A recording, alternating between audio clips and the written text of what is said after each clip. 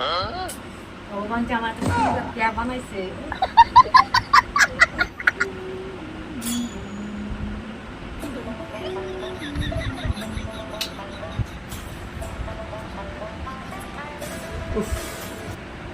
এই তুমি এটা কি করতেছ?